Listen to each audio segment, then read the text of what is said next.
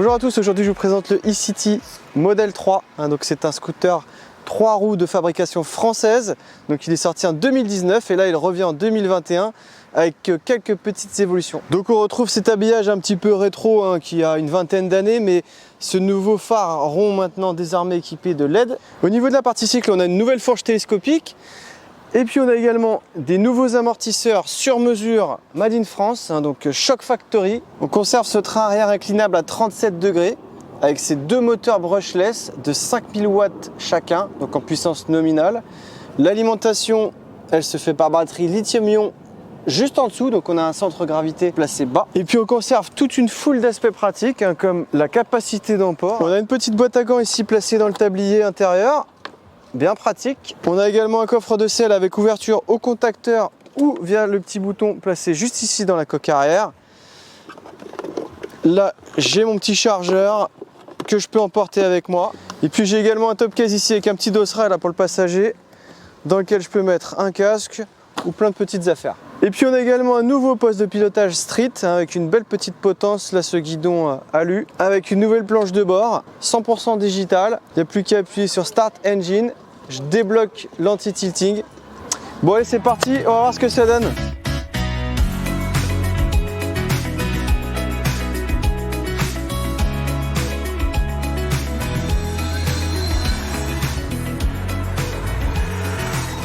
Alors ça y est, je l'ai enfin démarré, ce fameux X-City, et non e-City comme je vous le disais à l'instant, donc X-City Model 3.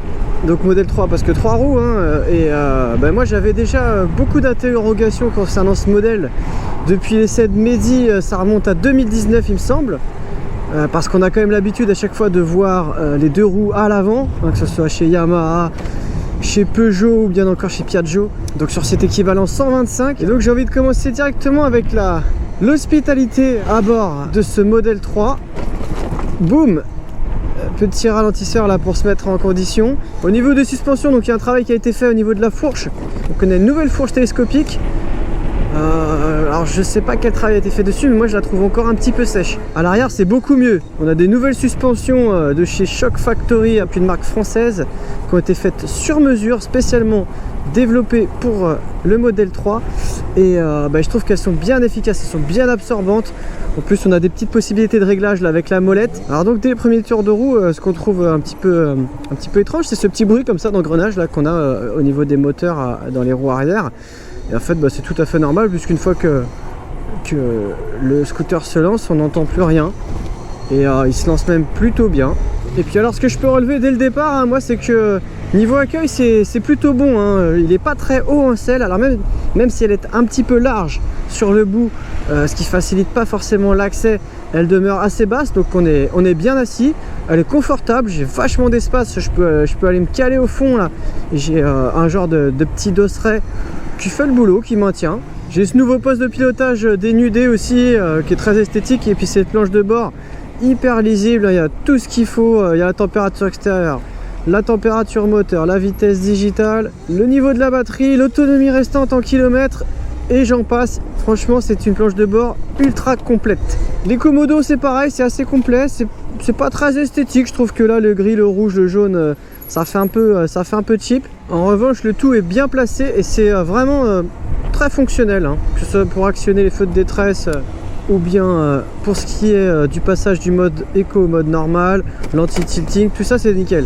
D'ailleurs l'anti-tilting on peut pas l'actionner en roulant, c'est à dire qu'il n'y a pas, on peut pas l'actionner en arrivant à 5 km/h, 10 km/h sur le feu. Il faut vraiment être à l'arrêt. Et alors autre petit détail, en fait il verrouille pas complètement les deux roues arrière, c'est à dire que on a un étrier placé au centre qui bloque l'oscillement, mais on a encore des suspensions qui travaillent, le balancier continue de bouger. Donc, alors si j'effleure la poignée de gaz, là il se désactive tout de suite.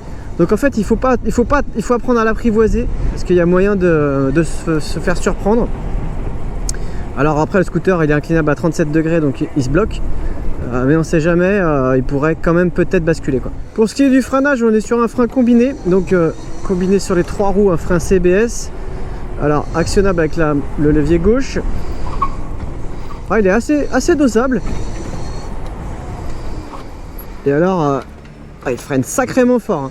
La répartition est vraiment bonne. Ouais, on sent que ça freine un petit peu sur l'avant, après ça termine sur l'arrière. Alors ce qui est marrant, c'est qu'on peut partir en dérapage assez facilement. Alors, on a des bons pneus, on a des pneus Michelin City Grip Winter. C'est de la bonne gomme, on a un super grip. Le frein avant seul, il est tout aussi efficace. Il est facilement dosable. Et puis alors, ah ouais, j'arrive à faire des dérapages de la roue avant. Donc franchement, le frein est vraiment top.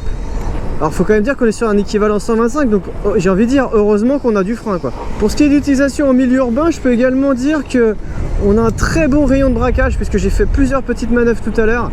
J'ai fait plusieurs demi-tours et j'ai même pas eu besoin de poser le pied.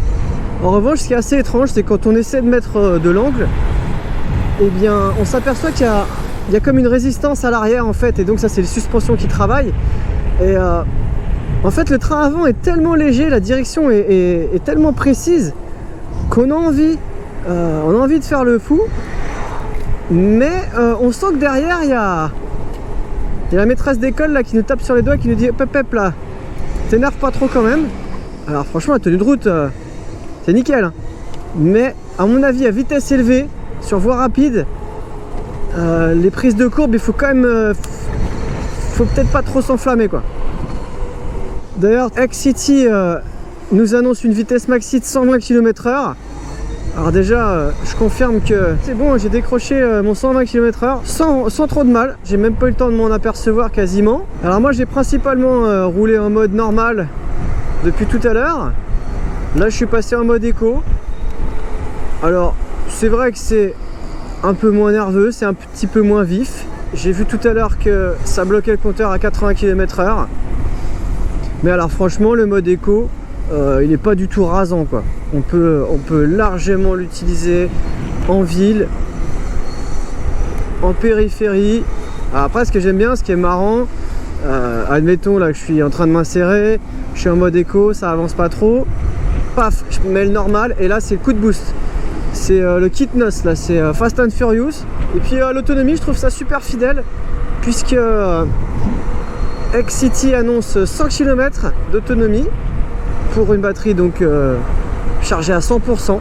Et là je m'aperçois qu'au fur et à mesure que je descends, je suis à 50% de batterie, 50% d'autonomie, 38% de batterie, 36 km d'autonomie. Donc on est carrément fidèle. Et là, d'ici la fin de journée, j'aurai largement fait mes 100 km. Moi je trouve que les ingénieurs de Grasse là, ils ont très bien bossé pour ce tricycle Made in France.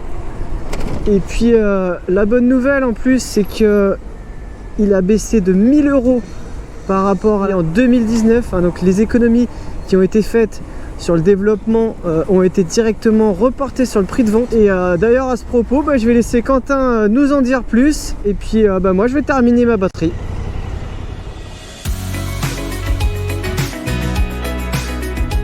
Et oui Vincent, le X-City Model 3 est désormais affiché au tarif de 9 890 €. Et la bonne nouvelle, c'est qu'il est toujours éligible au bonus écologique de 900 €, ce qui ramène son tarif à 8 990 €. Moderne, performant et de conception française, le X-City Model 3 est sans conteste le scooter électrique le plus atypique du marché.